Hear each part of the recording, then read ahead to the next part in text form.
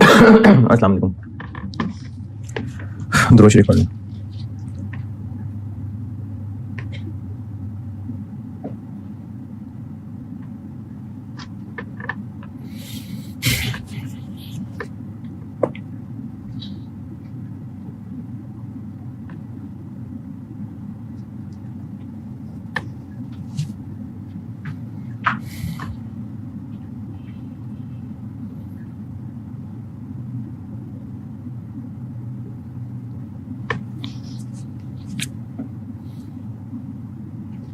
अच्छा, एक मैंने ना सेट 10 बनाया हुआ है, उसमें सिर्फ एक चीज पढ़ा रहा हूँ ताकि मैं आपको रीसेंट रिटर्न का सवाल करा सकूं।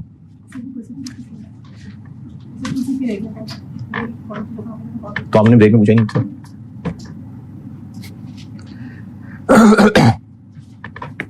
ये मैंने एक ना सेट बनाया हुआ है, सेट 10।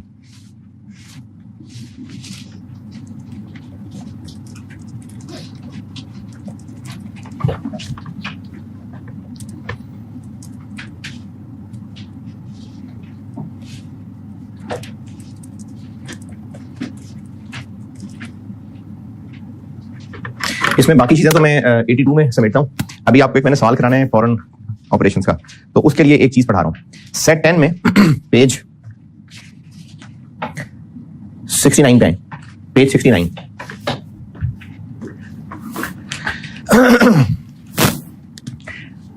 ये ना IFRS 2 से रिलेटेड एक चीज है।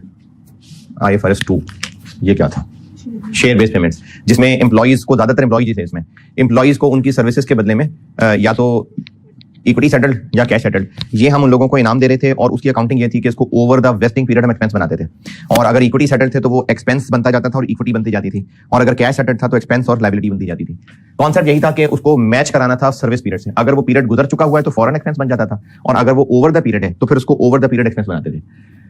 पेरेंट ने सब्सिडरी को खरीदा और पेरेंट ने कहा, जैसे वो छोटा बच्चा वो गंदी चीज खाना, छोड़ो गंदी चीज, ये अच्छी वाली देते हैं आपको, तो उसे गंदी चीज फिंकवा दी और अच्छी चीज देने लगे।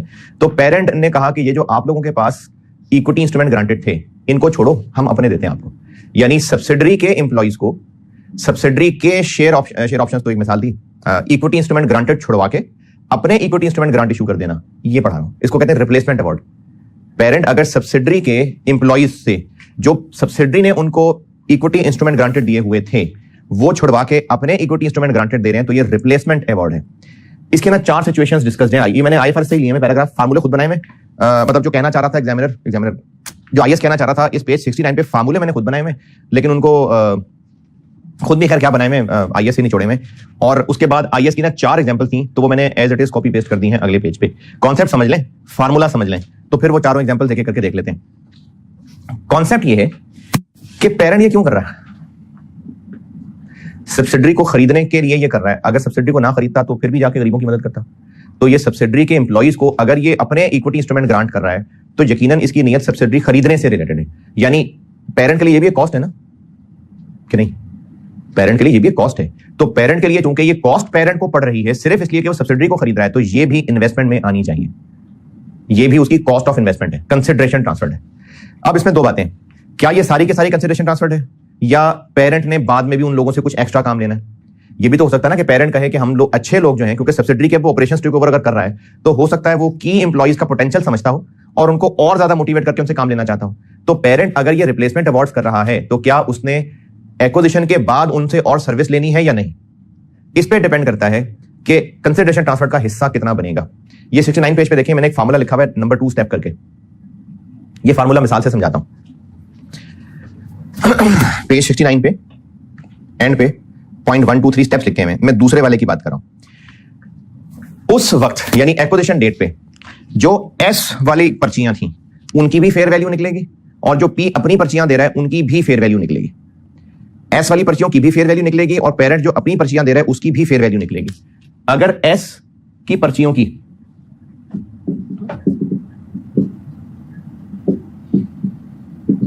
फेयर वैल्यू 50 मिलियन है और जो पेरेंट अपनी पर्चियां दे रहा है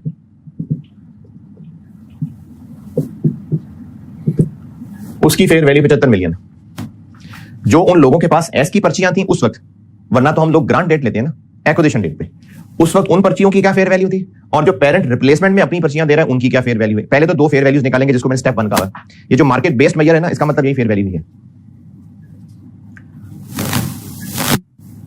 पहले तो दो वैल्यूज निकलेंगी स्टेप 1, फिर स्टेप 2 लगेगा। स्टेप 2 ये लगेगा कि ये जो एस की पर्चियों की फेयर वैल्यू है, यानी 50 मिलियन, इसके साथ हम कुछ मल्टीप्लाई डिवाइड करेंगे। इसका जो आंसर आएगा 50 मिलियन, 75 मिलियन नहीं, 50 मिलियन, इसका जो आंसर आएगा वो हमारी इन्वेस्टमेंट में शामिल होगा, वो हमारे लिए कंसिडरेशन ट्रांसफर माना जाएगा। अगर ओरिजिनली उन लोगों को ओरिजिनली यानी एस ने जब उनको पर्चियां दी थी, उनको कहा था कि आप 4 साल नौकरी करेंगे, ये ओरिजिनल वेस्टिंग पीरियड था, और वो इस 4 में से 4 साल पूरे कर चुके हुए थे, इंटू वो 4 इंटू 4, और पेरेंट अब कह रही है कि बस ठीक है 4 साल, हम आपसे कोई एक्स्ट्रा शर्त नहीं लगाने लगे। तो जो ओरिजिनल वेस्टिंग पीरियड था 4, जो ओरिजिनल वेस्टिंग पीरियड था, और जितना वो पूरा कर, जो मैंने लिखा हुआ फॉर्मूला, जो ओरिजिनल वेस्टिंग पीरियड था और जो वो टाइम पूरा कर चुके हुए हैं, जितना टाइम पूरा कर चुके हैं न्यूमरेटर, और जो ओरिजिनल वेस्टिंग पीरियड था डिनोमिनेटर में मैंने कुछ और भी लिखा हुआ है, वो बताता हूं। अभी जो जबानी बोल रहा हूं वो सुने। जितना ओरिजिनल वेस्टिंग पीरियड था जब उनको एस ने पर्चियां दी थी, और जितने साल वो गुजार चुके हुए थे, कब तक, एक्विजिशन तक, ये ऊपर वो लिखे, जितने साल गुजार चुके थे ऊपर, और जितना ओरिजिनल वेस्टिंग पीरियड था नीचे। इसका जो आंसर आएगा ये इन्वेस्टमेंट में जाएगा। और अगर ओरिजिनल वेस्टिंग पीरियड 4 साल था और पेरेंट कहता है कि नहीं भाई मुझे तो 1 साल और काम चाहिए, 4 नहीं, मुझे तो टोटल 5 साल काम चाहिए, मुझे टोटल 5 साल काम चाहिए, तो ये हो गया 5 हायर ऑफ, ये डिनोमिनेटर देखिए हम,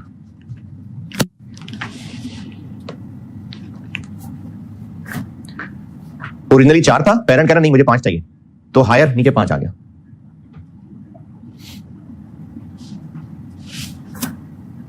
अच्छा, अगर ऐसा होता कि उन्होंने अभी तक 2 साल पूरे किए थे और ओरिजिनली उनको 5 कहे गए थे, ओरिजिनली उनको 5 कहे गए थे, उन्होंने अभी तक सिर्फ 2 पूरे किए थे, पेरेंट कहता है बस 3 बहुत है, यानी पेरेंट एक्विजिशन के बाद कितना और चाह रहा है, बस 1 और, तो 5 और 3 में से फिर भी हम हायर लेंगे।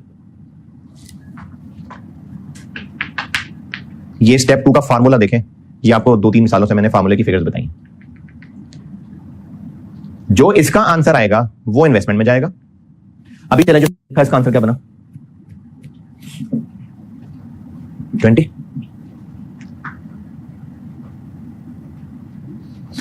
फिर हम लोग 75 में से 20 माइनस करेंगे, 75 में से 20,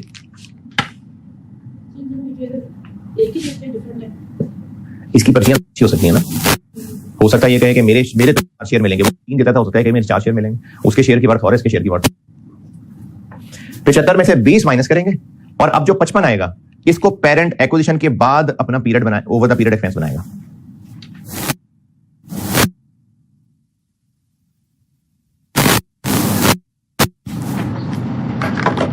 अब आप ये चारों एग्जांपल्स पढ़ के देख लें। मैंने उन एग्जांपल्स की समरी यानी की टर्म्स वो एग्जांपल की हेडिंग के साथ लिखी और बाकी कहानी पे डिस्कशन में लिखी। ये आईएससी से मैंने कॉपी पेस्ट किया हुआ है, बस जरा उसकी हेडिंग्स कर ली हैं। ये चारों एग्जांपल्स पढ़ने अगले पेज पे।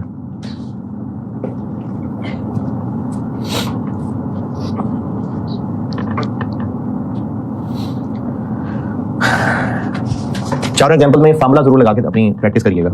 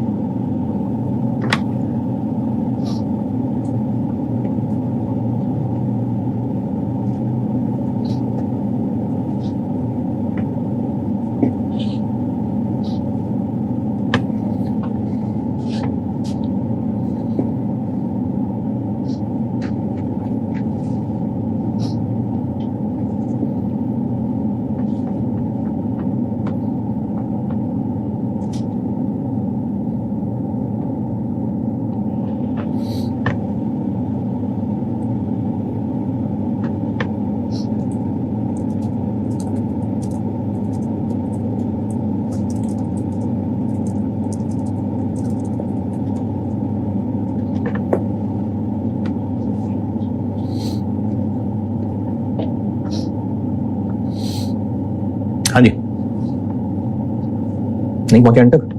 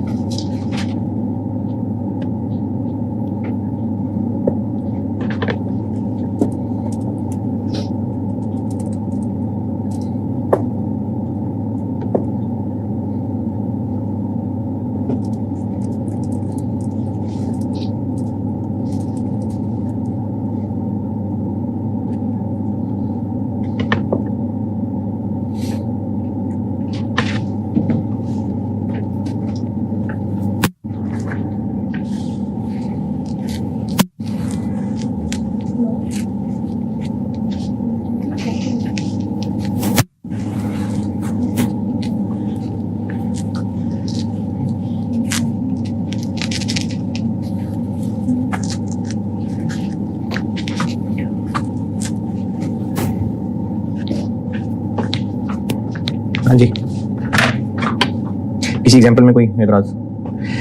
चले जून 24 को लें।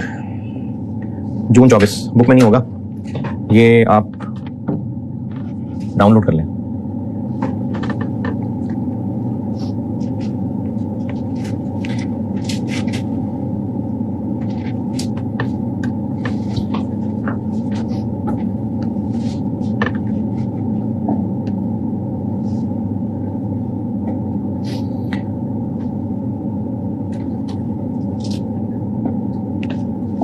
अच्छा, ये ज्यादा देर लगेगी या मैं शेयर कर दूं ग्रुप में? शेयर कर देता हूँ। ये रिकॉर्डिंग वाले डाउनलोड कर लें।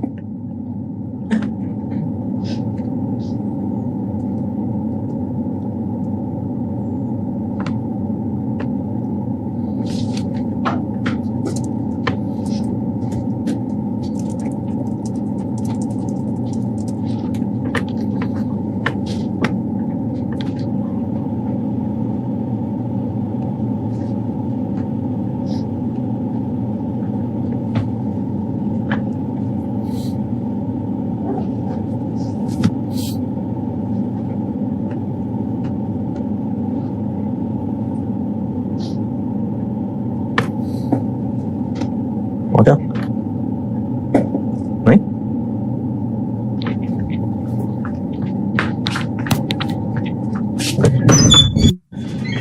कर दिया?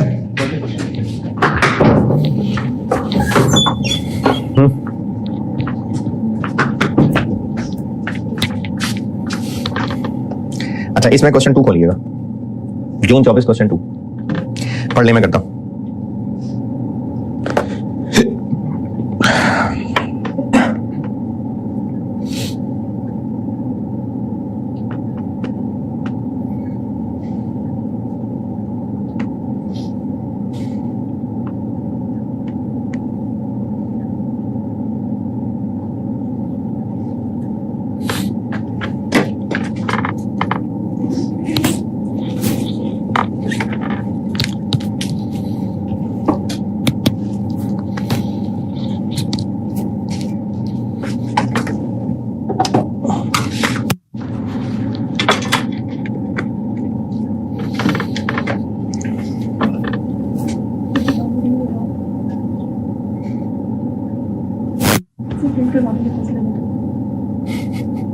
बाकी कैसे मेरा डाउनलोड नहीं हो रहा?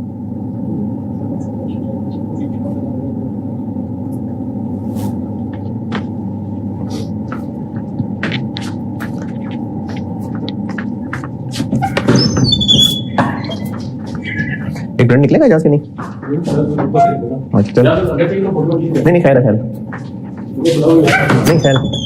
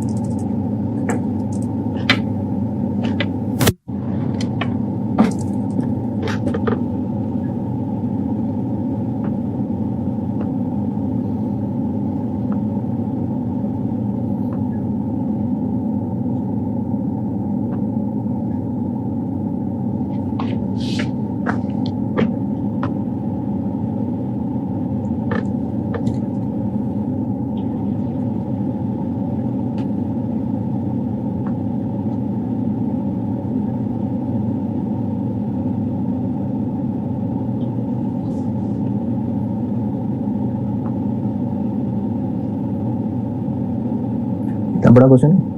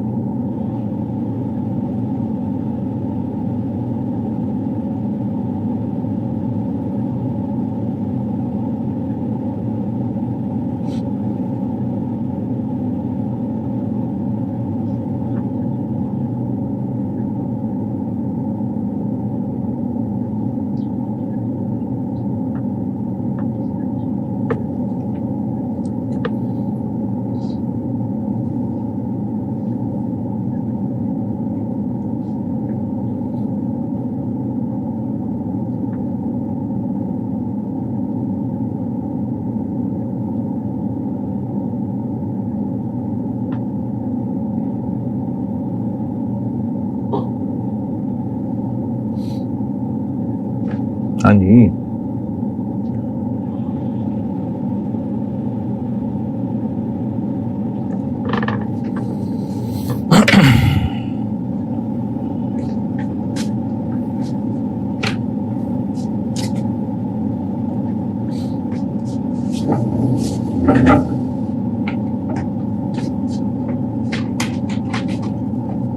ठीक है। अच्छा, एक इसने एक वर्किंग बचा दी है, तो मेहरबानी इसकी रिक्वायरमेंट देखें, बोल्ड करके लिखा हुआ कुछ, ये क्या है? वो जो हम टोटल कंप्रिहेंसिव इनकम के नीचे करते हैं, profit attributable to, TCI attributable to, यानी एनसीआई की वर्किंग नहीं बनानी। चलो ठीक है, नहीं बनानी। फॉरेन ऑपरेशंस का सवाल है, रिश्तेदारियां देख लेते हैं पहले। एएलबीएल का क्या, कब खरीदा था? 1 मार्च को। कितने? 70%। और उसके बाद क्या खरीदा बेचा? कुछ नहीं। तो बस ये सादी सी सब्सिडरी है जिसको इस साल में 10 महीने हुए हैं। अच्छा, एएल और सीएल का क्या रिश्ता है? कब खरीदा है? 1 मई को। कितना? और इसमें कोई और शेयर खरीदे बेचे? नहीं। तो कोई डिस्पोजल नहीं, कोई एसोसिएट नहीं, सादी सी 2 सब्सिडरीज हैं, एक लोकल है, एक फॉरेन है। एक को खरीदे 10 महीने हुए, एक को खरीदे 8 महीने हुए। एक दो अच्छे पॉइंट्स हैं इसमें, बाकी बस मुनासिब सा सवाल है। तो SOCI foreign operation, SOCI foreign operation, इसमें हम लोग गुडविल की वर्किंग क्यों करते हैं? एक तो एक्सचेंज गेन लॉस के लिए, और दूसरा इंपेयरमेंट लॉस हो सकता है, उसने कहा हो कि इतने % इंपेयरमेंट लॉस है, जो कि कहा हुआ है, तो गुडविल निकालेंगे तो पता चलेगा। अच्छा, पीछे किए सवालों में भी ना, जो मैंने बोर्ड पे किया था और जो पीछे सोल्यूशन है उसमें थोड़ा सा फर्क था। ये जो इंपेयरमेंट लॉस है, इसको एवरेज रेट भी लगा सकते हैं और क्लोजिंग रेट भी लगा सकते हैं। तो क्लास में शायद मैंने एवरेज रेट लगाया था, पीछे सोल्यूशन में क्लोजिंग लगाया, शायद ऐसा किया हुआ है। क्लोजिंग भी लगा सकते हैं, एवरेज भी लगा सकते हैं कॉन्सेप्चुअली, और ज्यादातर वैसे सवालों के अंदर क्लोजिंग लगाया गया है, तो क्लोजिंग प्रेफर कर लेते हैं। बेशक ज्यादातर क्लोजिंग लगाया गया है। इसी तरह जो इंटरेस्ट है, ज्यादा बेहतर, मेरे अंदाजे में ज्यादा बेहतर एवरेज रेट होता है, एवरेज। लेकिन इसमें सोल्यूशन में क्लोजिंग लगाया हुआ है, तो मैं उससे इख्तिलाफ कर रहा हूं, एवरेज ही ठीक है। लेकिन इंपेयरमेंट एवरेज भी लगा सकते हैं, क्लोजिंग भी लगा सकते हैं। तो फॉरेन ऑपरेशंस का सवाल हो और उसमें हम गुडविल की वर्किंग निकालते हैं और उसकी इनकम स्टेटमेंट की ट्रांसलेशन करते हैं।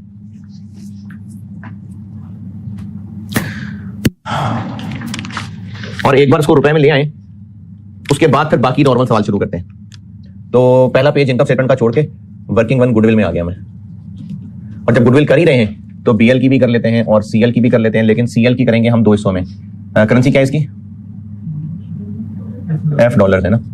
अच्छा भैया, एफ डॉलर कुछ नहीं होते, बस एफ लगाया हुआ साथ। तो इसको तो रुपीज में, इसको पहले डॉलर में, और फिर इस पे एक्सचेंज रेट लगा के तो रुपीज में, ताकि हम एक्सचेंज गेन लॉस निकाल सकें। चलें बीएल सॉल्व करते हैं पहले। बीएल वाला पॉइंट, पहले बीएल की गुडविल करते हैं सॉल्व। बीएल में कितने पैसे लगाए? पॉइंट नंबर 1,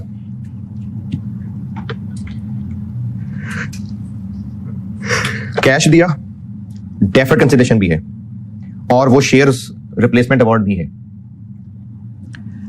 पहला बुलेट पॉइंट कैश है, दूसरा बुलेट पॉइंट डेफर्ड है, तीसरा बुलेट पॉइंट वो शेयर्स रिप्लेसमेंट अवार्ड है। तो कैश इमीडिएट कितना? 700 लिख दूं? नहीं, 15 निकाल के 685। 15 तो एक्विजिशन रिलेटेड कॉस्ट एक्सपेंस में आएगी। अच्छा, उसके अलावा डेफर्ड है। डेफर्ड में क्या, कितने पैसे देंगे?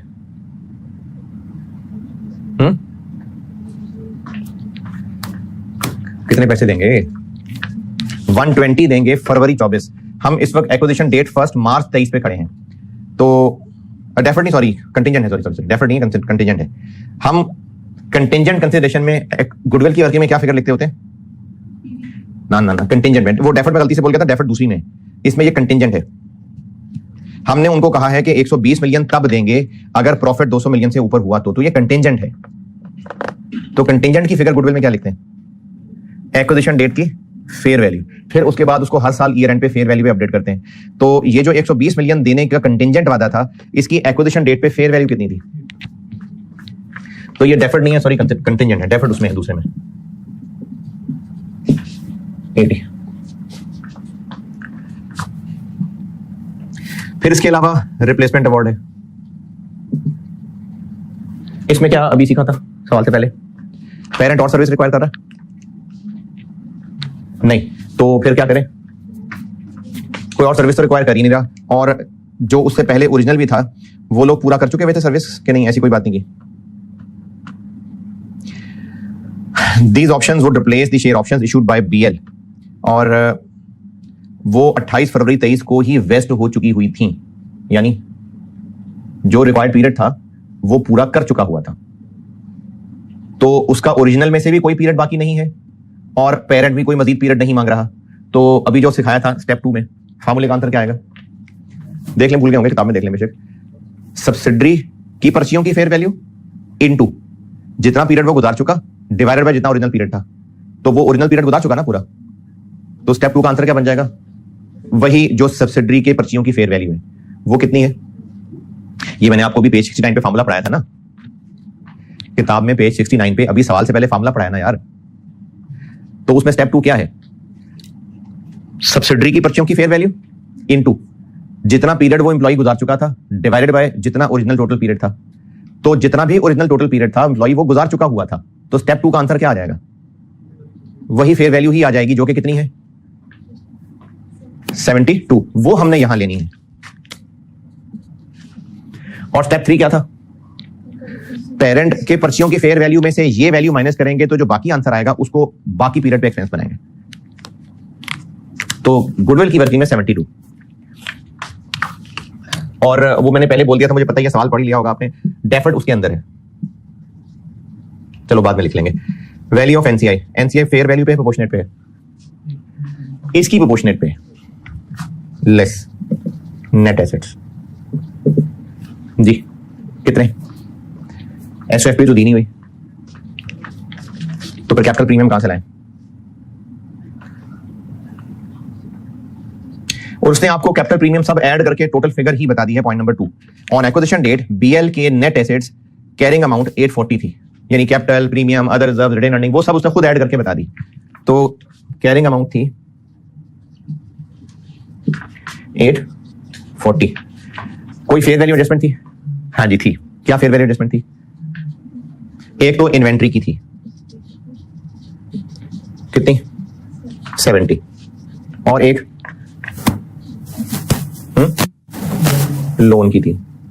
और ये पहले भी शायद किसी सवाल में कर चुके, हमें लोन की फेयर वैल्यू निकालनी पड़ेगी, बल्कि शायद पिछले सवाल में कहीं किया था। लोन की फेयर वैल्यू निकालनी पड़ेगी।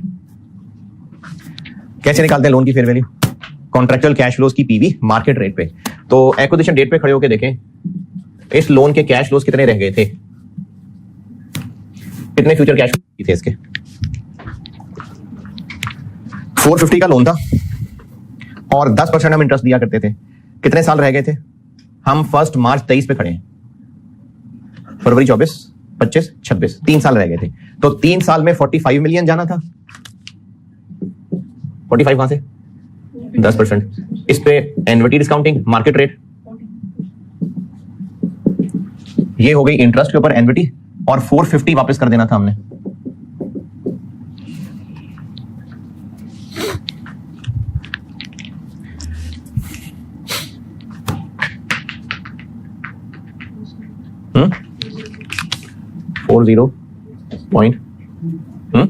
2, जबकि इसकी कैरिंग अमाउंट कितनी थी लोन की 450, तो फेयर वैल्यू एडजस्टमेंट बन गई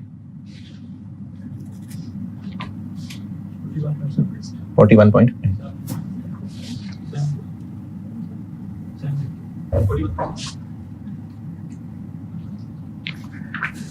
ये फेयर वैल्यू एडजस्टमेंट आ गई। पॉजिटिव नेगेटिव, लायबिलिटी की फेयर वैल्यू कम है, लायबिलिटी की फेयर वैल्यू कम है, गेन लॉस गेन पॉजिटिव। और अब जब हमने लोन के ऊपर फेयर वैल्यू एडजस्टमेंट की है तो फिर इसका वो अमोर्टाइज कॉस्ट वाला स्केड्यूल भी बनाना पड़ेगा इस साल का। तो ये अभी हमने फेयर वैल्यू बना ली 408, चूंकि पहला ही साल है तो अमोर्टाइजेशन स्केड्यूल पूरा बनाने की बजाय जस्ट पहला साल कर रहा हूं। इंटरेस्ट जो कि इसके ऊपर इफेक्टिव वाला लगेगा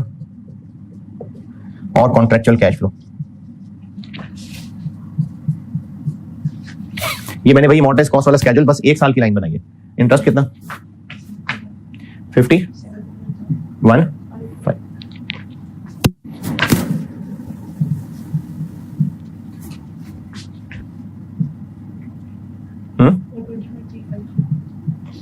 ये हो गई इस लोन की फेयर वैल्यू एडजस्टमेंट। और पॉइंट 2 में क्या है,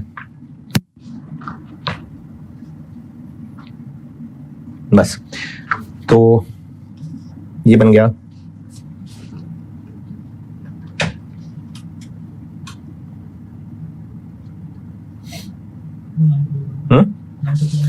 951.8 और एनसीआई है 30%, 951.8 का 30% जी 285.54, तो गुडविल आ गई।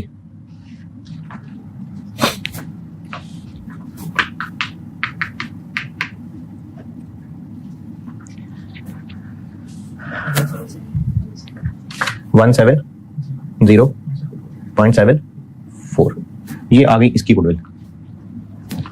और ये भी 20% इम्पेयर है।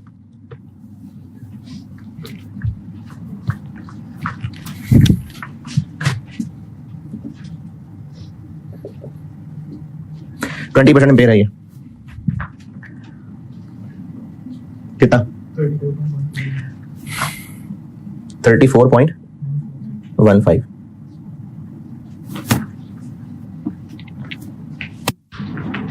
ये हो गई बीएल की गुडविल। सीएल पे आते हैं। अच्छा, सवाल की अप्रोच दोबारा बता रहा हूं। फॉरेन ऑपरेशंस का सवाल हो तो पहले हमें गुडविल और वो जो ट्रांसलेशन है वो टेबल बनाना पड़ता है, फिर उसके बाद नॉर्मल सवाल शुरू होता है। सीएल की गुडविल, पॉइंट नंबर 3।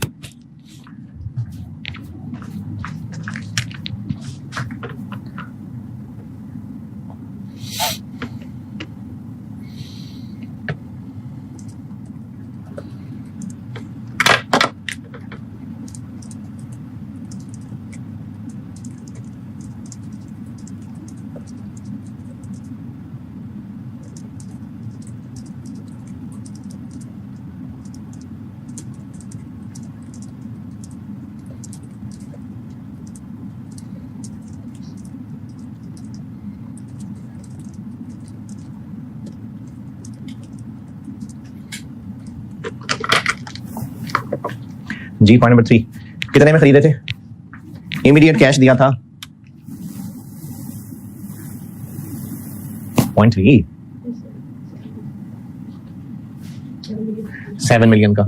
और डेफर्ड क्या कहा था, कितना 3.5 मिलियन देंगे कब? ये वाकया है 1 मई 23 का, और पैसे देंगे हम उसको 30 अप्रैल 25, तो 2 साल। और discount rate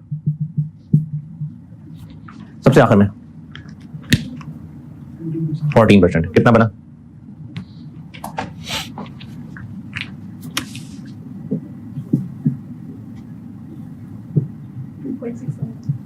NCI fair value पे है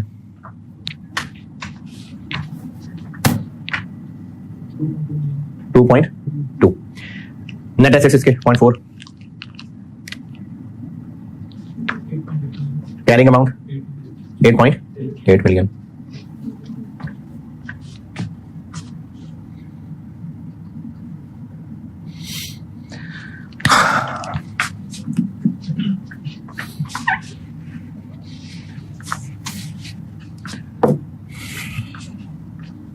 कोई एडजस्टमेंट क्या है? एक रिसर्च प्रोजेक्ट था, उसकी फेयर वैल्यू एडजस्टमेंट है कितनी? 1.8।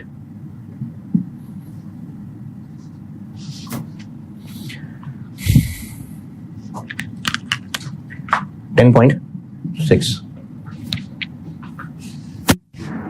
अच्छा, ये मेरे पास जगह यहाँ खत्म हो गई, मैं रिमेनिंग यहाँ कर रहा हूं, इसको यहां आगे बढ़ा रहा हूं। ये क्या बना था?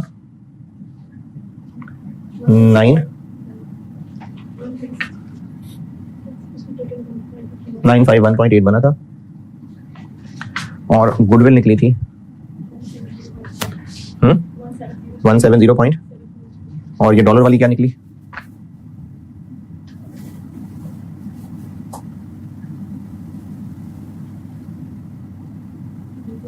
हम्म 1.29। फिर इसमें से माइनस इम्पेयरमेंट 20%, इसकी क्या बनी? 34 पॉइंट, और इसकी क्या बनी?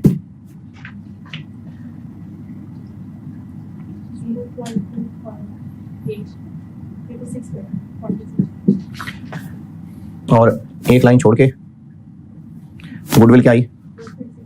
136 पॉइंट, और इसकी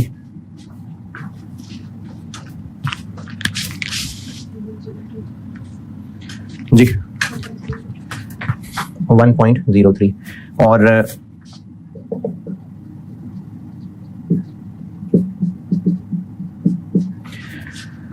अब इन डॉलर अमाउंट को हमने एक्विजिशन डेट वाला रेट लगाना है।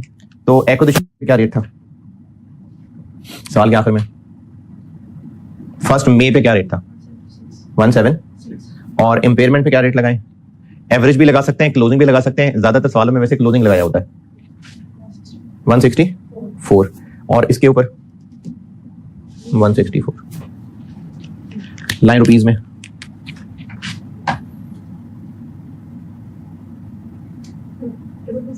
डबल 27.04 पॉइंट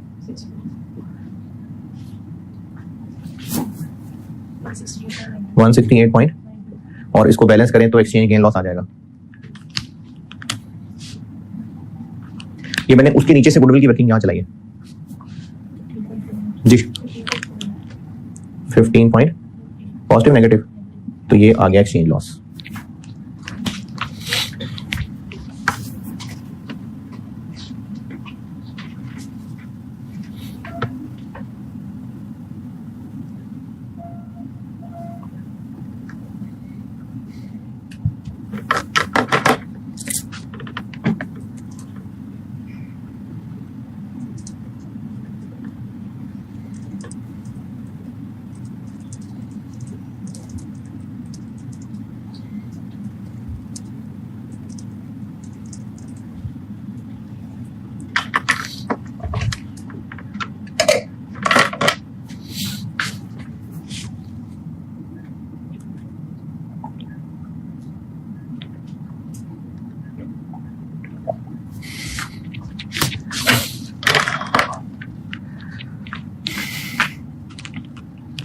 हाँ जी।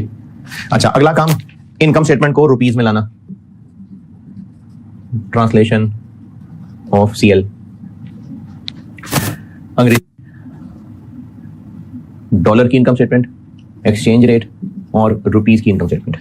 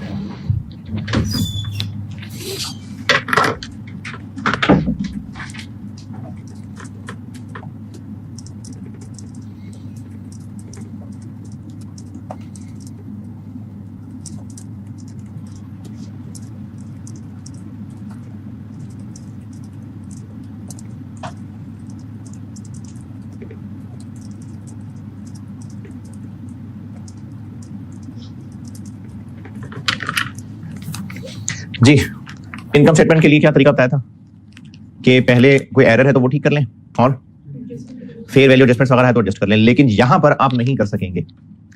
फेयर वैल्यू एडजस्टमेंट की डेप्रिसिएशन, जहां एक बड़ा मजे का टेक्निकल पॉइंट ये है कि आप यहां पर नहीं कर सकेंगे।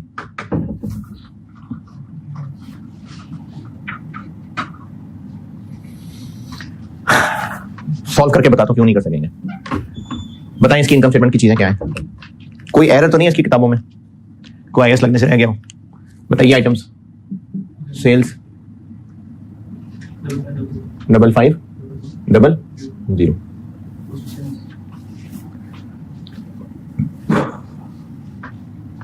5500। अच्छा अच्छा, 1000 में लिखा हुआ है, मिलियन में बता दे जी। और कॉस्ट ऑफ सेल्स 2.5। आगे एडमिन कितने? 1.8। आगे प्रॉफिट बन गया। प्रॉफिट की भी वैसे जरूरत इसलिए नहीं क्योंकि हम एनसीआई की वर्किंग तो कर नहीं रहे, फिर भी चलें बता दें 1.2। अच्छा, इसमें कोई एडजस्टमेंट अभी नहीं डाल सके हम। फेयर वैल्यू की डेप्रिसिएशन वो क्यों नहीं डाली, वो मैं आपको इनकम स्टेटमेंट के फेस पे आके बताऊंगा। ऐसा नहीं है, इम्पॉसिबल नहीं है उसको यहाँ डालना, बिल्कुल डाल सकते थे, लेकिन एक बड़ा मजे का ट्रिकी पॉइंट था जिसकी वजह से मैंने नहीं डाली। और मैं यहाँ सोल्यूशन में आपको क्या भी देता हूँ, इग्नोरिंग R&D। उसकी अमोर्टाइजेशन मैंने अभी नहीं डाली। क्यों नहीं डाली वो इनकम स्टेटमेंट के फेस पे आके बताता हूँ। अच्छा, इसको ट्रांसलेट हम किस रेट पे करते हैं इनकम स्टेटमेंट को? एवरेज पे। वो कितना है? 168।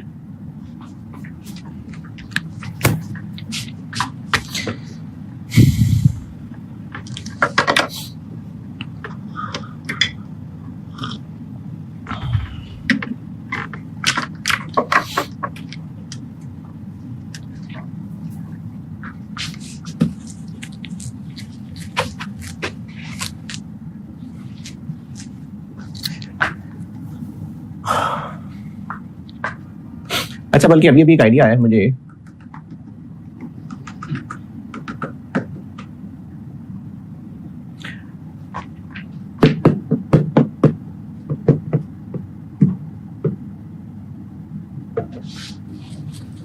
कोई बात नहीं, 4 लाइनें हैं, काट दें,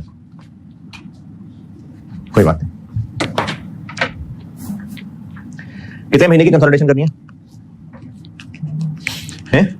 8 महीने की। 8 महीने की ना, तो 5.5 8 महीने, 2.5 8 महीने।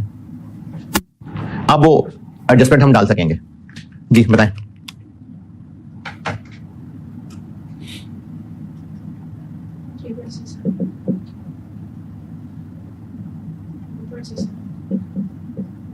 एडमिन देखिएगा, एडमिन कितना है? 1.8। इसमें हम उस R&D की एमोर्टाइजेशन भी डाल लेते हैं। कितना था R&D?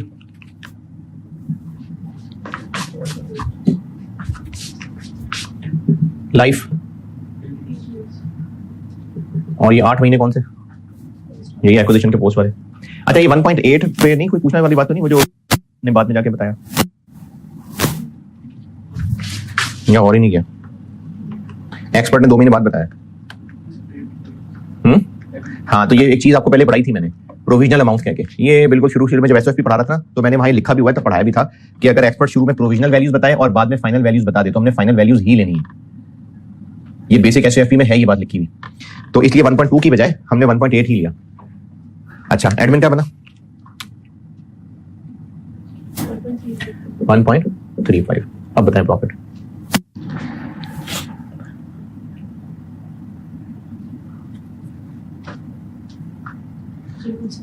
पॉइंट। अब लगाते हैं हम, क्या बताया था? 168।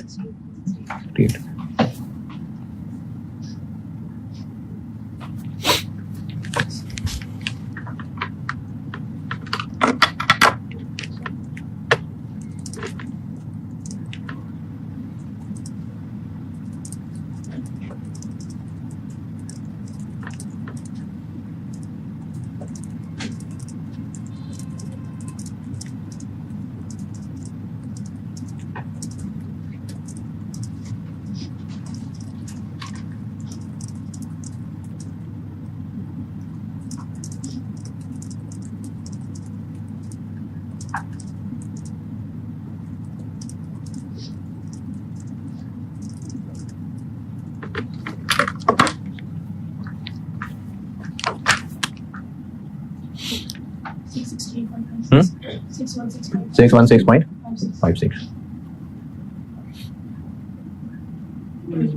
2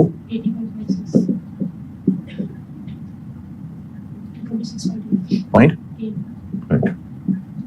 ये प्रॉफिट हमें तब चाहिए होता है अगर एनसीआई की वर्किंग कर रहे होते हैं, अभी तो बस वैसी आदत नहीं कैलकुलेट करवा रहा हूं। पॉइंट 2 एनसीआई ने निकाल ली ना, इसलिए इस प्रॉफिट की जरूरत नहीं है, लेकिन चलो क्या मसला कर लिया। तो फॉरेन ऑपरेशंस को चूंकि 8 महीने कंसोलिडेट करना था, तो इसलिए मैंने ये ट्रांसलेशन ही 8 महीने के हिसाब से कर ली, वरना अगर इसको पूरे साल की बनाते तो इनकम स्टेटमेंट के फेस पे भी करना ही पड़ना था 8/12, और इसको मैंने अभी शामिल कर लिया। ये मैंने भी कर लिया ना शामिल। पहले मैंने ये किया था, जो मैंने पहले सोल्यूशन बनाया था इसका, इसको मैंने यहाँ इसलिए शामिल नहीं किया था क्योंकि ये तो नैनी के 60 महीने का ही करना है, ये तो नैनी के 60 महीने करना है ना। अगर मैं पूरा 1.8 मिलियन लेता और उसमें ये 8 महीने वाला शामिल करता, और उसके बाद इनकम स्टेटमेंट के फेस में जाके क्या करता, फिर से 8/12 कर लेता, तो ये डबल 8/12 हो जाता है। हाँ, तो इसलिए फिर क्या किया उसको, नहीं उसमें भी अलग से चलाया हुआ है। हाँ अच्छा ठीक। अब ये एक नॉर्मल इनकम स्टेटमेंट का सवाल बन गया, जिसमें हम इनकम स्टेटमेंट के फेस के ऊपर ब्रैकेट खोल लेते हैं, ग्रुप एल ग्रुप। ये अब मेन सॉल्यूशन आ गया, consolidated SOCI for the year ending December 31, 2023 rupees million.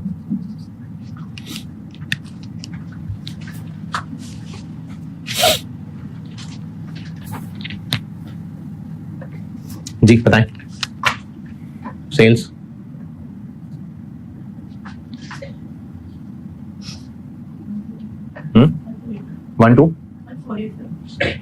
1485 plus DL की 924 इंटू 10/12, बीएल को 10 महीने करना है, प्लस 616.56। अब 8/12 की जरूरत नहीं है, वो हमने ऑलरेडी कर लिया। Cost of sales 700 plus BL की 528 10/12 प्लस 280.56। इसको नहीं है 8/12 की जरूरत। Gross profit, admin cost. अच्छा, इसमें एडमिन कॉस्ट और फाइनेंस कॉस्ट ना मुझे पता है चीजें ज्यादा हैं, वो मैं समझेंगे नहीं, तो वर्किंग 3 और फाइनेंस कॉस्ट वर्किंग 4। इसमें चीजें ज्यादा है तो ब्रैकेट में मुश्किल हो जाएगी। कंटिंजेंट कंसीडरेशन भी है, डेफर्ड कंसीडरेशन भी है, एक्सचेंज गेन लॉस भी है, गुडविल की इंपेयरमेंट भी है, तो इसलिए मैंने इसको ब्रैकेट कर लिया। और क्या इनकम, अदर इनकम है कोई? नहीं, अदर कंप्रिहेंसिव नहीं कह रहा, अदर इनकम नहीं। अच्छा, एक चीज ना, वो मेरे ख्याल में तो एडमिन कॉस्ट में भी नेट कर सकते हैं, लेकिन आईकैप के सॉल्यूशन में इसको अदर इनकम लिया हुआ है, अदर इनकम ले सकते हैं और एक्सपेंसेस में भी नेट कर सकते हैं। ये देखिए जरा, इसकी अंग्रेजी पढ़िएगा। बीएल दूसरा बुलेट पॉइंट 120 मिलियन वाला, हमने क्या कहा था उनसे, 120 मिलियन देंगे अगर, तो क्या वो 200 मिलियन प्रॉफिट कमा सका बीएल? इनकम स्टेटमेंट के फेस पे देखें, नहीं कमा सका ना, तो ये वादा कैंसिल हो गया ना फिर। तो फिर हमने कंटिंजेंट को हर ईयर एंड पे फेयर वैल्यू पे अपडेट करना होता है, और जो गेन लॉस है वो पीएनडब्ल्यू में डालना होता है। तो अब तो ये वादा ही खत्म हो गया, तो अब ईयर एंड पे इसकी फेयर वैल्यू 0, तो इस 80 को रिवर्स कर देंगे, तो उसको एक्सपेंसेस में नेट कर लें, ये भी सही है, या अदर इनकम बना लें। तो आईकैप के सॉल्यूशन इसको फेस पे बनाया हुआ है, तो चलो ठीक है फेस पे बना लेते हैं। Other income, net profit, tax नहीं है इसलिए नेट प्रॉफिट, और ओसीआई सवाल में कोई नहीं है, लेकिन चूंकि फॉरेन ऑपरेशंस का सवाल है तो यहां पर आ जाएगा ट्रांसलेशन का गेन या लॉस। वर्किंग 5 और टोटल कंप्रिहेंसिव इनकम, और वो प्रॉफिट एट्रीब्यूटेबल टू और टीसीआई एट्रीब्यूटेबल टू करने की जरूरत नहीं है, इसलिए बस ये सॉल्यूशन है।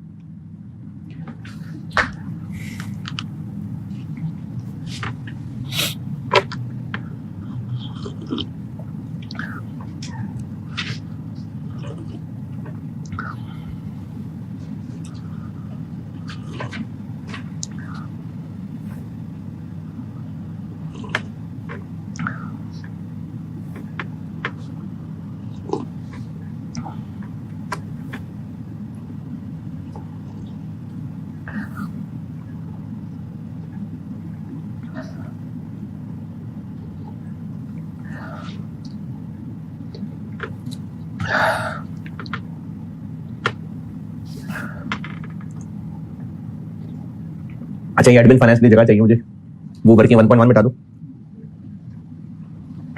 नहीं गुडविल मिटा देता हूं।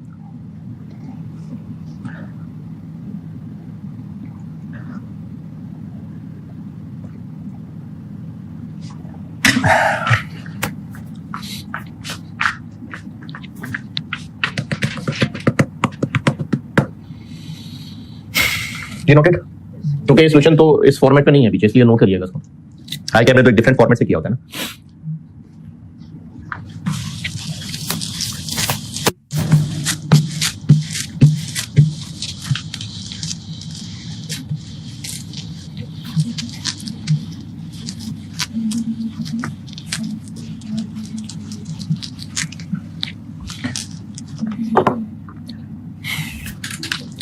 अच्छा, मुझे 2 लेक्चर्स का लिंक दिलवाया था टोटल 4 घंटे के, वो सुनना शुरू किया? हाँ, अगले हफ्ते में सुन लें तो मैं फिर आपसे ना जून 24, क्योंकि जून 24 में उससे वैसे होता है तकरीबन 8-10 नंबर टेस्ट, 12 नंबर। जून 24 में उससे हुए हैं शायद 16-17 नंबर, 18 नंबर। तो मैं चाहूंगा कि जून 24 के सवाल डिस्कशन में ला सकूं, तो आप अगले हफ्ते में सुन लेंगे तो फिर मैं अगले संडे को कर सकता हूं। अभी मैंने कल वो करानी लीजिस, तो भी लीजिस, पीर मंगल बुध लीजिस, संडे लीजिस, तो संडे को फिर मैं कोई शायद आधा घंटा उसकी डिस्कशन का निकालूं अलग से, वो अगले वीक में सुन लें तो फिर फायदा। सुन लें अगले वीक में। क्या कर रहा था मैं? एडमिन।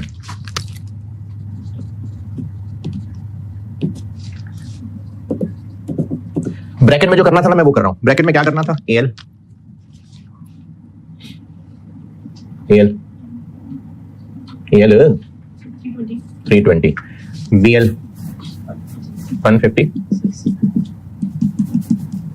जी, नहीं ये 156 होता है, 130, सीएल 226.8। चलें पॉइंट 1 से पढ़ना शुरू करें। क्या क्या करूं उसमें? पॉइंट 1, वर्किंग 1 देखें, एडमिन में क्या क्या करूं। और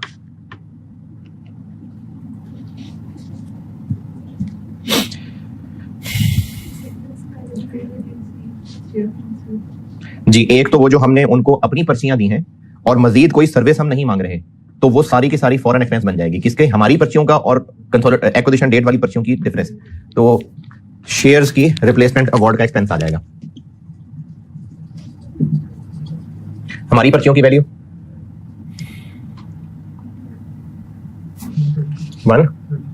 136। कब की वैल्यू लेनी है? एक्विजिशन डेट की 117 माइनस क्या करूं उसमें से जो हमने इन्वेस्टमेंट में लिया था, एस की पर्चियों की वैल्यू 22। ये मैंने स्टेप 3 के अंदर लिखा हुआ था, वो जो आपको भी पढ़ाया था, ये स्टेप 3 है। इसको हमने रिमेनिंग पीरियड पे एक्सपेंस बनाना होता है जितने अरसे की हम उनसे सर्विस चाह रहे हैं, तो हम तो उनसे सर्विस नहीं चाह रहे, इसलिए फॉरेन एक्सपेंस 45। ये वो है जो भी सवाल से पहले बताया था। अच्छा, और पॉइंट 1 में देखें, कुछ ऊपर नहीं कुछ नजर आया इससे?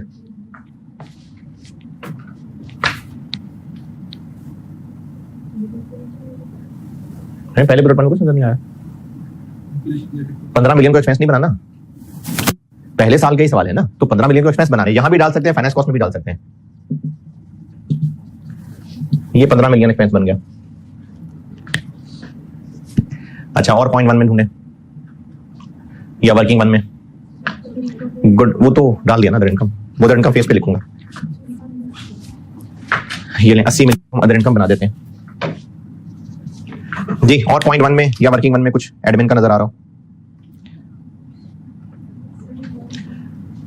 वर्किंग 1 में या पॉइंट 1 में? वर्किंग 1 में इंटरेस्ट एडमिन में डाल दूं? एडमिन पूछ रहा हूं अभी, वर्किंग 1 में नहीं कुछ नजर आ रहा?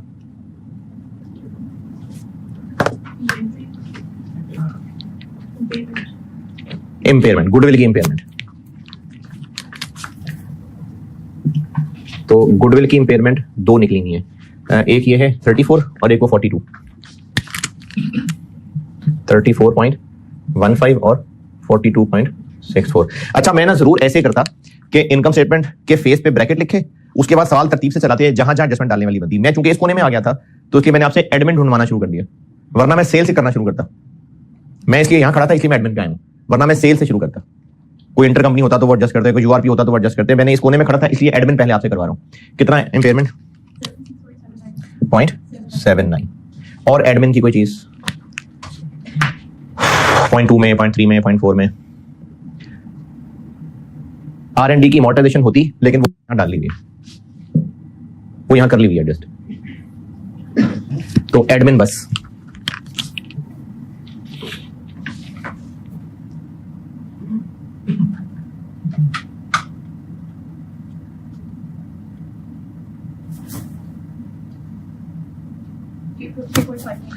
एट वन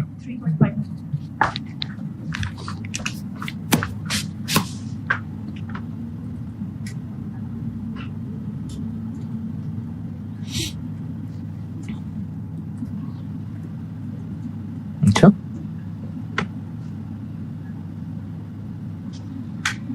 अच्छा ठीक है, वो इम्प्लॉयमेंट का ठीक है, सही है।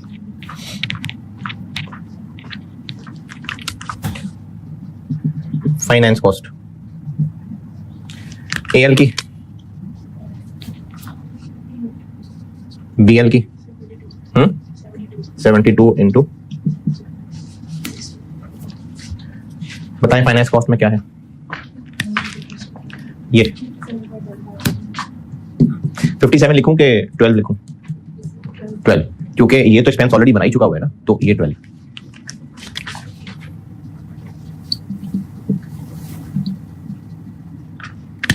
$57.15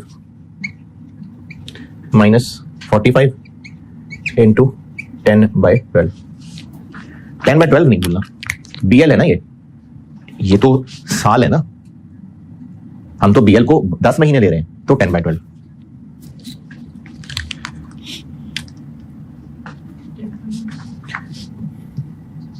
जी 0.13 चले। और कुछ फाइनेंस कॉस्ट में डेफर्ड का इंटरेस्ट आया करता है, क्योंकि पेरेंट ने अकाउंटिंग ही नहीं की हुई तो डेफर्ड वाला इंटरेस्ट भी आएगा। पेरेंट ने डेफर्ड कंसिडरेशन की अकाउंटिंग नहीं की थी तो उसका इंटरेस्ट आएगा।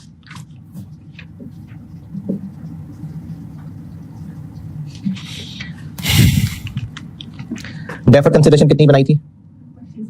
2 पॉइंट, इस पे 14%, 8/12, लेकिन ये तो डॉलर है, तो रेट कौन सा लगाऊं?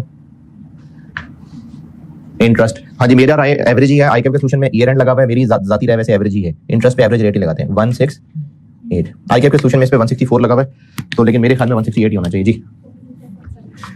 42.17।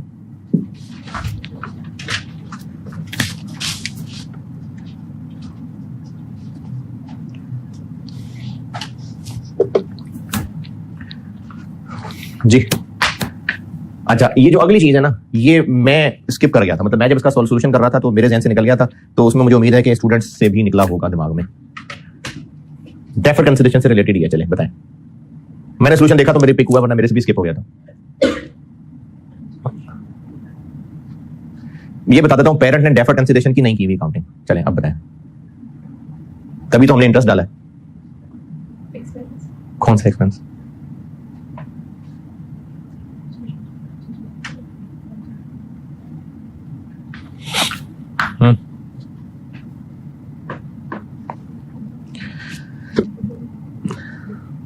नहीं, ये मॉनेटरी आइटम है,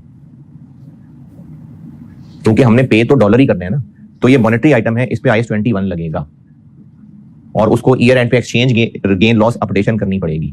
और एक्सचेंज गेन लॉस जो आता है ना, वो प्रैक्टिकली कंपनीज फाइनेंस कॉस्ट के अंदर डाल रही होती हैं, तो डेफर्ड कंसिडरेशन के ऊपर IAS 21 वाला एक्सचेंज गेन लॉस आएगा। ये वाला एक्सचेंज गेन लॉस नहीं है जो मैं बात कर रहा हूं। ये पेरेंट की अपनी बुक्स के अंदर एक लायबिलिटी रिकॉर्ड होनी चाहिए थी, पेरेंट ने वो रिकॉर्ड ही नहीं की, और चूंकि वो फॉरेन करेंसी लायबिलिटी है तो मॉनेटरी आइटम है, तो उसके ऊपर IAS 21 वाला गेन लॉस आना चाहिए, वो भी आएगा।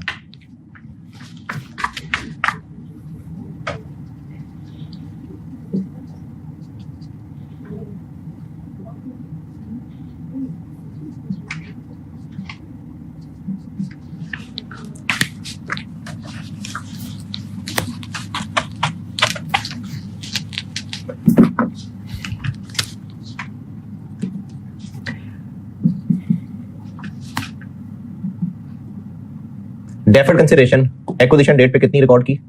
2.69। इस पे 8 महीने का इंटरेस्ट लगा लें।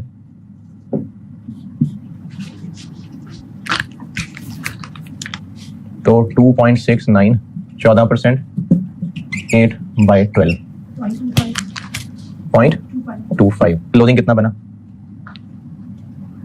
2.94। अब इसको रुपए में लाते हैं।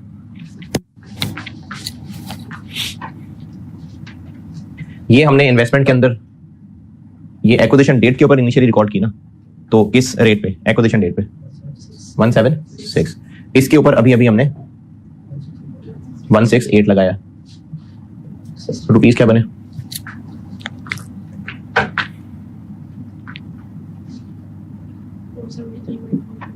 जी 44044। ये क्लोजिंग है। मॉनेटरी आइटम का पेएबल इतना है। ईयर एंड का रेट कितना है?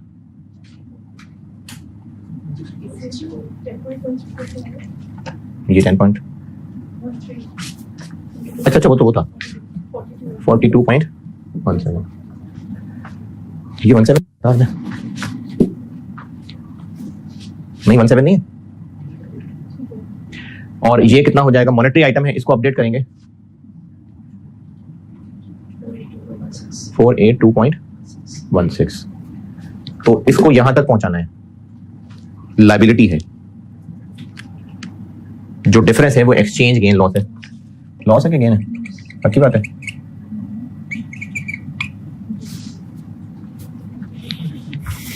कितना पॉइंट? लॉस है गेन है? गेन है। लायबिलिटी कम हो रही है तो गेन है। तो ये पॉइंट है जो मेरे से भी मिस हो गया था और मैं उम्मीद करता हूं कि सबसे मिस हुआ होगा।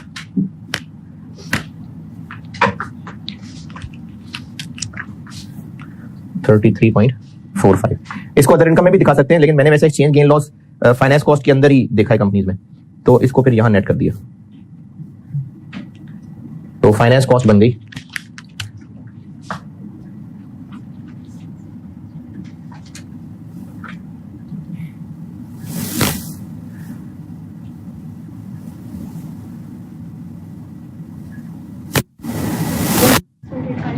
$136.8।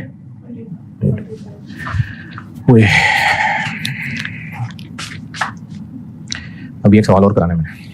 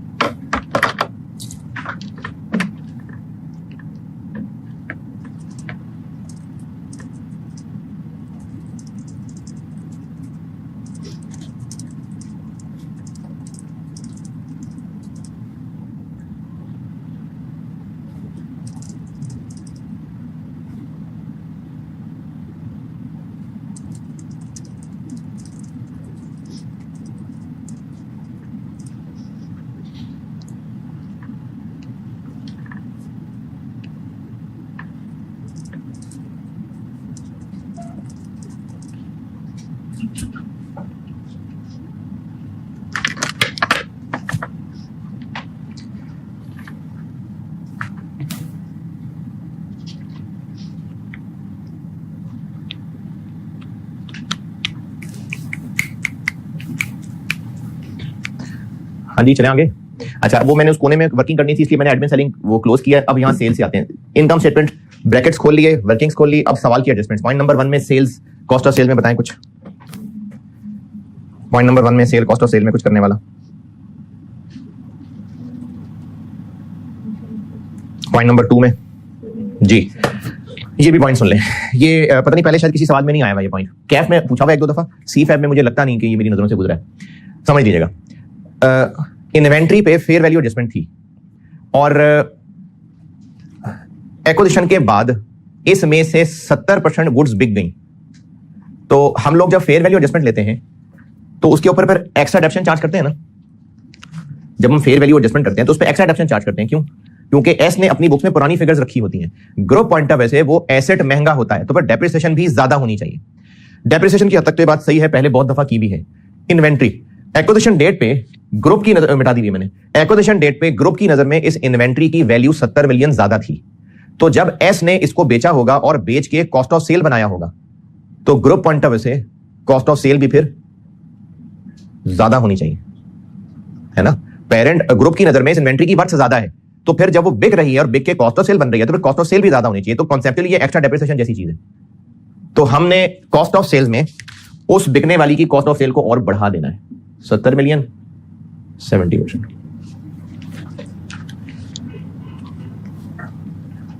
$40 मिलियन प्रॉफिट पे बेची, वो जितने मर्जी पे बेची हो, हमें इससे क्या लगेगा वो कितने की बेची, जितने की भी बेची वो उनके अंदर है। हम सिर्फ ग्रुप पॉइंट ऑफ व्यू से अपना एक्सपेंस और बढ़ा रहे हैं, बिल्कुल जैसे पहले एक्स्ट्रा डेप्रिसिएशन चार्ट करते हैं ना, तो वही कॉन्सेप्ट है। पॉइंट नंबर 2 में से ये कर लिया, इंटरेस्ट कर लिया। पॉइंट नंबर 3 में R&D की अमॉर्टाइजेशन हो गई।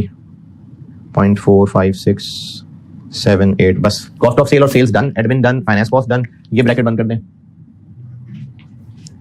नेट प्रॉफिट तक डन जी।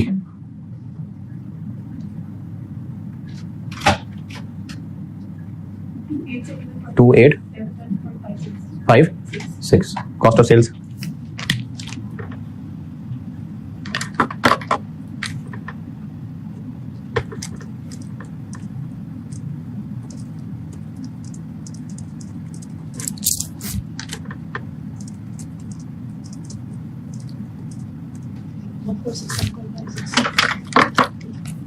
जी 1469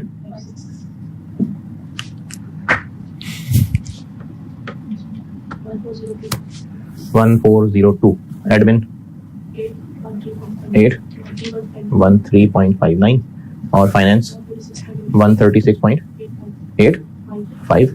ये अदर इनकम हो गई, तो नेट प्रॉफिट आ गया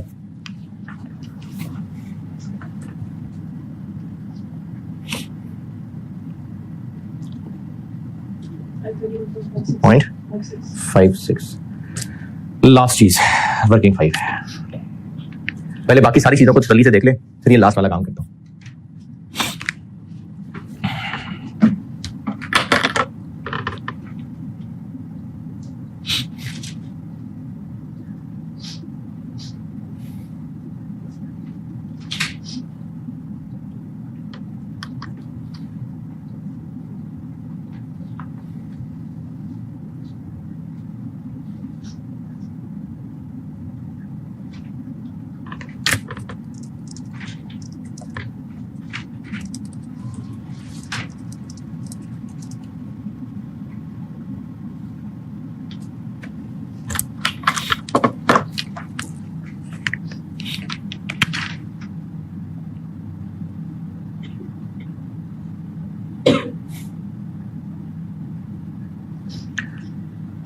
हाँ जी, यहां तक पहुंचे तो चले। लास्ट चीज, इनकम स्टेटमेंट में ये फिगर निकालते हैं। ये मैंने पिछली क्लास में एक वर्किंग सिखाई थी।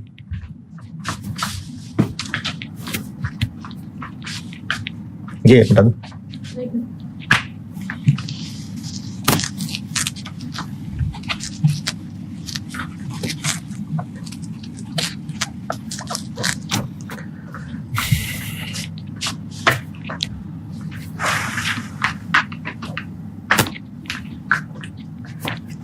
चले खैर देगा। वर्किंग 5, ट्रांसलेशन का गेन लॉस, OCI वाला।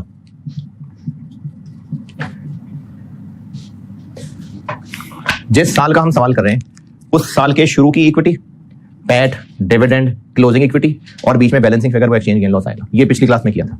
तो चूंकि पहला ही साल है तो साल के शुरू के इक्विटी की बजाय इक्विटी एट एक्विजिशन और डॉलर्स की फिगर, रेट और रुपीस की फिगर। तो इक्विटी एट एक्विजिशन डॉलर्स में तो मैंने गुडविल मिटा दी है, 10.6 थी। ये आप देखिएगा उस डब्बे का टोटल आ रहा था। गुडविल की वर्किंग में डब्बे का टोटल नेट एसेट्स 10.6 आ रहा था। पैट ये 0.65।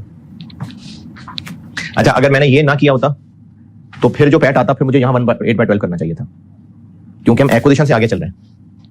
डिविडेंड कोई नहीं है। क्लोजिंग इक्विटी 11.5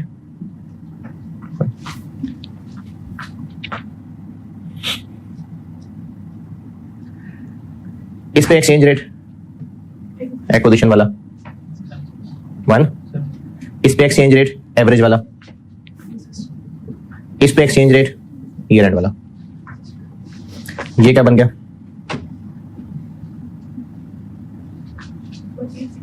1 5.6, ये बन गया ये 109.2, ये क्या बन गया 1845। अच्छा, ये आपको दिखने में एक जैसा लग रहा है, ये मैंने इंडिविजुअल कंपनी पे मॉनेटरी आइटम के ऊपर एक्सचेंज गेन लॉस निकाला। शक्ल इसकी भी कुछ ऐसी सी लग रही है। ये लायबिलिटी की इनिशियल अमाउंट थी, फिर उस पे मजीद इंटरेस्ट लगा के ईयर एंड पे डॉलर लायबिलिटी इतनी थी। ये बीच में मैंने रेट्स इसलिए लिए क्योंकि ये हम लोग अकाउंट फॉर कर चुके हैं, इसलिए अब डिफरेंस लेना था। तो ये शक्लन इस जैसा ही है, लेकिन ये और चीज है, ये और चीज है। ये वो ओसीआई आइटम है जिसमें हम फॉरेन सब्सिडरी की इक्विटी साल के शुरू की, पैट, डिविडेंड, क्लोजिंग और balancing figure exchange gain loss निकलता है। तो इधर देखिए क्या निकल रहा है, ट्रांसलेशन गेन या लॉस। लॉस निकलेगा मेरे ख्याल में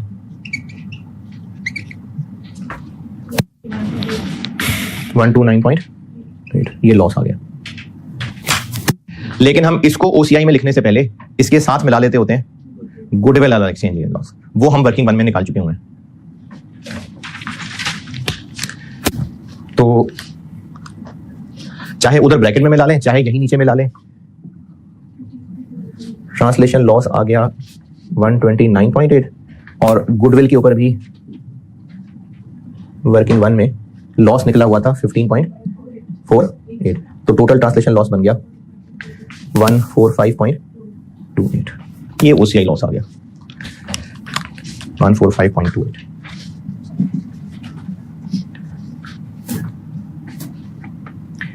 लॉस है 3 2।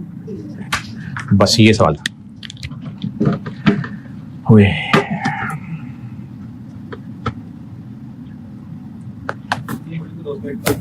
नहीं, यहां पर पूरा दिखाना होता है क्योंकि यहां थोड़ी 80 किया हुआ है। सीआई की वर्किंग में उसका 20 लेना होता है, और वो जो 80 आपको याद आ रहा है वो बैलेंस शीट वाली फिगर होती है। एसओसीआई में तो हम फुल फिगर्स दिखाते हैं, उस पर थोड़ी 80-20 लगाते हैं। अगर इस सवाल में एट्रीब्यूटेबल टू एनसीआई होता तो उसमें फिर हम इनका 20-20 लेते। अच्छा, इसका भी 20 लेते और इसका भी 20 लेते क्योंकि एनसीआई फेयर वैल्यू पे थी, तो फिर इसका 20 ना लेते, सिर्फ इसका 20 लेते। लेकिन एसओसीआई के फेस पे पूरा है। ये था भाई जून 24।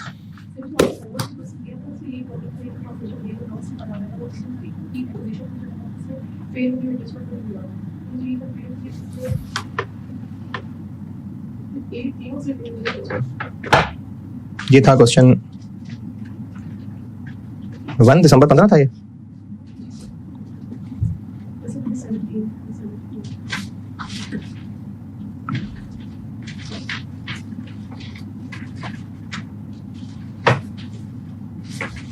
कहाँ नहीं लिया वो बताएं।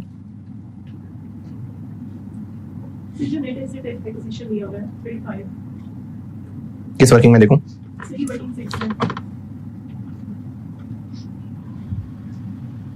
अच्छा जी, इसमें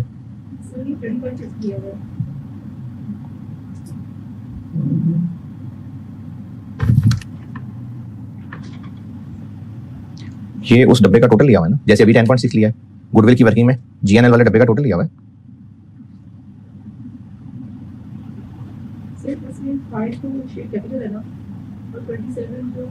35। ये मैंने अभी ये कैसे बनाया, ये गुडविल की डब्बे वाला टोटल, उसमें पैट ऐड, तो यही किया मैंने उसमें। बस उसमें इस तरह लिखने की बजाय ऐसे लिखा हुआ है। देखें, ये दिस प्लस दिस बना है ना। अब मेरी वैल्यूज, आवाज मेरी सुनिएगा लेकिन वैल्यूज देखिएगा। 10.6 की जगह वहां डब्बे का टोटल गुडविल में 35 है जीएनएल का, और पैट ये ट्रांसलेशन वाली वर्किंग में ये फिगर उठाई हुई है, तो उसको ऐड करके बनाया भाई। आप भी यही पूछ रहे थे कि नहीं? ये हो गई बात, क्योंकि इसने डिविडेंड दिया ना इस साल। अच्छा नहीं, इसने डिविडेंड कहाँ दिया हुआ?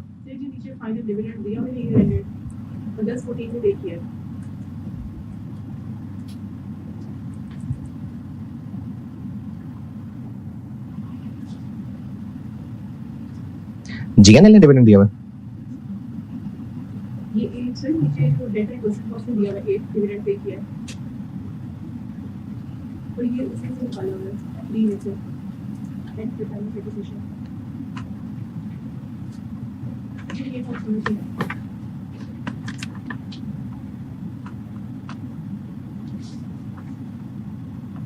कौन सा पॉइंट पढ़ूं? सर ये क्वेश्चन 17 में जो बॉक्स में डेटा से नीचे लिखा हुआ है ना अच्छा ओके और ये जुलाई की यूज किया और इसमें कौन सा प्रॉफिट ऐड किया हुआ है डिविडेंड पे प्लस किया हुआ है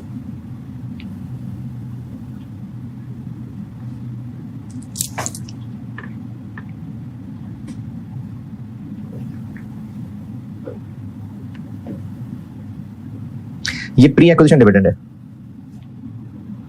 क्योंकि 30 हमने इसको खरीदा कब था, तो ये प्री एक्विजिशन डिविडेंड है जो कि हमसे पहले बंट गया हुआ था।